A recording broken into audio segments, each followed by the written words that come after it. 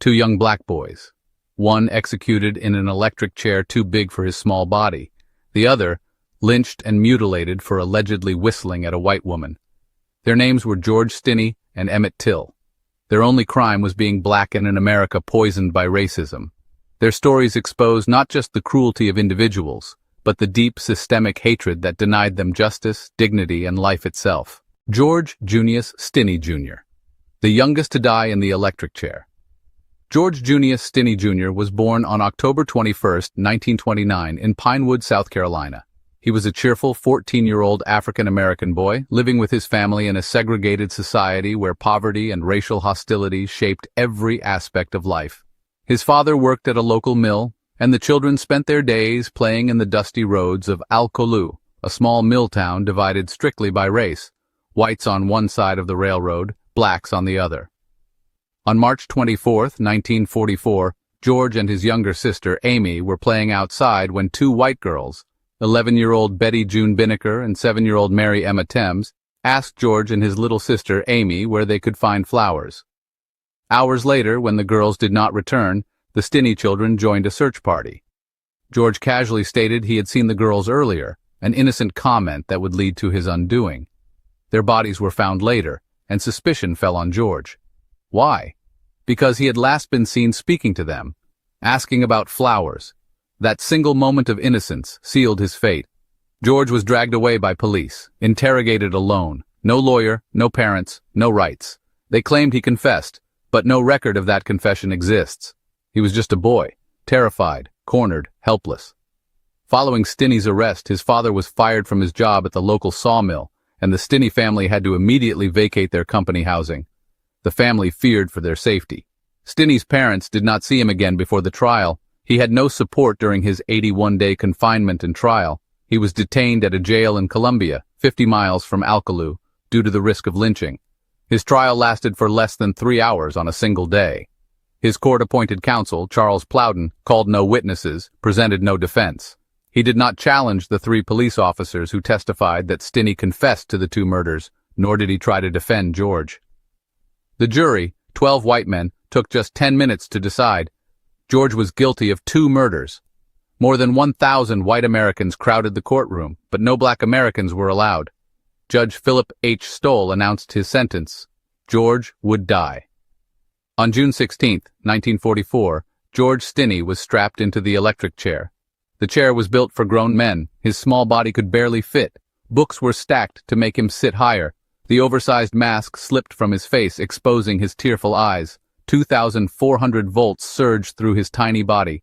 In that room, childhood ended not only for George, but for the hope of justice itself. At just 14 years old, George Stinney became the youngest person executed in America in the 20th century. For decades, his name was synonymous with injustice. Finally, in 2014, a South Carolina judge vacated his conviction, acknowledging that George had been denied even the most basic fairness. But justice delayed is justice denied, and George's life can never be restored. Emmitt Lewis Till. The lynching that shocked the world. 11 years later, in the summer of 1955, another 14-year-old boy would meet an even crueler fate. His name was Emmitt Lewis Till. Emmitt Till was born on July 25, 1941, in Chicago, Illinois. Raised by his devoted mother, Mamie Till Mobley, Emmitt was full of life, playful, funny, stylish, and curious. Despite surviving polio as a child, which left him with a stutter, Emmitt was confident and energetic, beloved by his friends in Chicago's South Side. In the summer of 1955, at just 14, Emmitt traveled to Money, Mississippi to visit relatives. His mother warned him about the dangers of the segregated South. On August 24th, he visited a small grocery store. The store was owned by a white couple, 24-year-old Roy Bryant and his 21-year-old wife Carolyn. According to some accounts, Till whistled at Carolyn Bryant, the white lady. In Chicago, this would have been a harmless gesture. In Mississippi, it was a death sentence. 4 nights later, in the dead of night, Carolyn's husband, Roy Bryant, and his half-brother J.W. Milam stormed into his uncle's home. They dragged Emmitt away. His family begged, his uncle pleaded, but the men were deaf to mercy. What followed was unspeakable. Emmitt was beaten beyond recognition. His eye was gouged out. He was shot in the head. His body was tied with barbed wire to a 75-pound cotton gin fan and thrown into the Tallahatchie River. 3 days later, his corpse was pulled from the water, bloated, mutilated, destroyed. When Mamie Till saw her son's body, she made a choice that changed history. She demanded an open-casket funeral. Let the world see what they did to my boy. At the trial, Emmett's uncle Mose Wright stood tall, pointed at the killers, and declared, "Dar he." It was an act of unimaginable courage for a black man in Mississippi, but the all-white jury laughed and smoked. 2 of 3 witnesses testified that they heard someone being beaten, blows, and cries. One testified that he heard the victim call out, "Mama, Lord have mercy, Lord have mercy." Sheriff Strider testified for the defense of his theory that Till was alive and that the body retrieved from the river was white.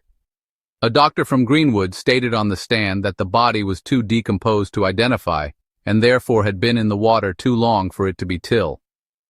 And then Roy Bryant and his half-brother J.W. Milam were acquitted. They were free. They did not go to jail even for a single day. Protected by double jeopardy laws, Bryant and Milam later confessed in a magazine interview, boasting about the killing. They never spent a single day in prison. His mother's decision to hold an open-casket funeral shocked the nation. The graphic photographs published in Jet and the Chicago Defender laid bare the cruelty of white supremacy and helped ignite the civil rights movement. The Emmett Till Unsolved Civil Rights Crime Act was named in his honor, championing efforts to reopen racially motivated cold cases. In recent years, renewed investigations have been triggered by revelations that Carolyn Bryant's original testimony may have been a lie. Meanwhile, Roy Bryant, Milam, and Carolyn all lived their natural lives and died. George Stinney Jr. and Emmitt Till. 2 boys, both only 14 years old, both robbed of childhood, dignity, and life, both victims of a justice system twisted by hate. George died in the electric chair, betrayed by the courts. Emmitt died in a river, betrayed by a jury. These boys never got the chance to grow up, to dream, to live their full lives. Yet their memory continues to live on, forcing us to confront the darkest chapters of history. Their stories are not just about the past. They are a warning for the present and a call for justice in the future. Together, their stories cry out across generations that no child should ever face death for the color of his skin, that no society can call itself free while it destroys its children, that justice delayed, denied, or mocked is no justice at all. The world failed George Stinney and Emmitt Till. May we never fail the children of tomorrow. See you in the next video.